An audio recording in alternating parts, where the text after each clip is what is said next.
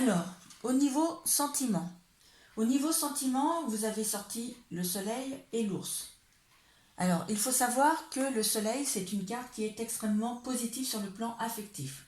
C'est une carte qui annonce des liens chaleureux, remplis d'amour, de respect et de bonheur. Cette carte peut même présager un mariage. Si vous êtes à la recherche de votre âme sœur, le soleil indique que votre âme sœur est en chemin et que vous allez vous rencontrer mutuellement. Pour les célibataires, ça peut aussi annoncer une rencontre très belle, très très belle. Vraiment, avec le soleil, je le redis, c'est une carte qui est extrêmement positive sur le plan affectif. Donc si vous êtes célibataire, il est possible qu'une très belle rencontre arrive pour vous cet été. Si vous êtes en couple, eh bien on vous dit tout simplement que la vie est belle et que les conflits potentiels sont apaisés. Si jamais vous rencontrez quand même des difficultés, le soleil vous conseille de retrouver le bonheur d'être ensemble en faisant une activité commune en toute simplicité. Vous devez vous reconnecter et retrouver ce qui fait vibrer votre couple et ce qui constitue le fondement de votre relation. Il est important de se rappeler pourquoi vous vous aimez. Avec l'ours, que vous soyez célibataire ou en couple, on nous parle de sentiments forts. Sentiments forts et puissants. On nous dit aussi que les nouvelles connaissances évolueront vers des liens rassurants et sécurisants pour l'avenir. Au niveau personnalité, toujours avec l'ours, attention de ne pas vouloir à tout prix imposer votre caractère et de vouloir dominer en toutes circonstances votre entourage, car cela pourrait séduire les uns, mais irriter les autres. Alors mettez un peu d'eau dans votre vin. En ce qui concerne les activités, donc travail, ce qui concerne la profession, les études, les hobbies, avec la force sur le plan professionnel, vous êtes apprécié pour votre détermination, votre courage et votre assurance. Vous savez faire preuve de fermeté, de diplomatie et vous êtes capable de surmonter les difficultés avec succès. Avec la force, on vous dit que les projets que vous entreprendrez seront couronnés de succès.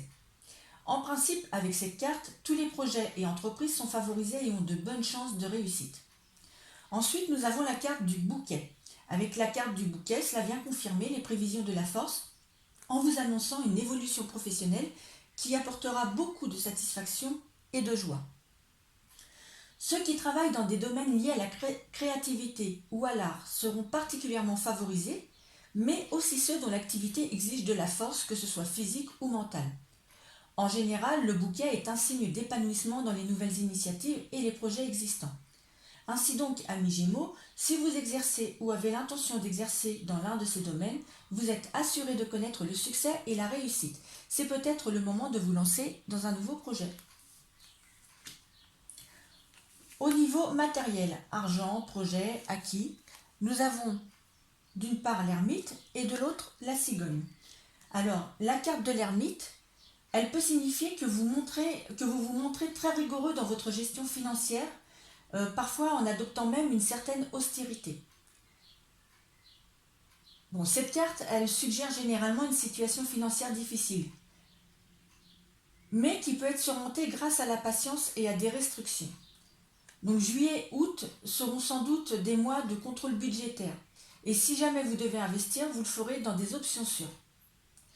Malgré tout, réjouissez-vous car avec la carte de la cigogne, il y a d'heureuses opportunités qui se présenteront, permettant une amélioration des conditions matérielles et vous offrant ainsi plus d'aisance et de confort dans votre vie quotidienne.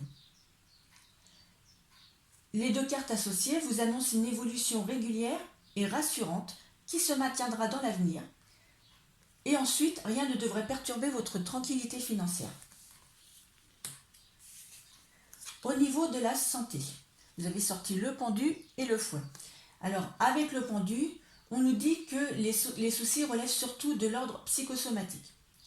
On nous dit que c'est surtout le moral qui joue sur les nerfs, la fatigue, les douleurs articulaires. Vous pouvez aussi avoir tendance à broyer du noir. Donc, plutôt que de vous isoler, on vous dit qu'il faut verbaliser vos peines. Avec le fouet, vous pourriez aussi avoir des problèmes de santé liés aux tendons, aux muscles, et plus particulièrement ceux de la main. Vous pourriez aussi avoir du mal à exprimer ce que vous avez sur le cœur et attendre le dernier moment pour dire ce que vous pensez. Le problème, c'est qu'à garder tout pour vous, vous avez tendance à être comme une cocotte minute. Et une cocotte minute qui est sous pression, et ben elle finit par exploser. Ce qui peut créer de l'incompréhension, des conflits et des tensions avec votre entourage. Avec ces deux cartes ensemble, vous pouvez aussi avoir tendance à vous auto-flageller, ce qui crée chez vous un mal-être. On vous conseille de relâcher la pression, d'essayer de trouver la voie de la paix, de la lumière et de l'harmonie. Essayez de regarder les choses différemment et prenez ce qui vous arrive comme une opportunité et non comme une sanction qu'on vous impose. Rappelez-vous qu'il y a toujours une raison positive à des choses négatives.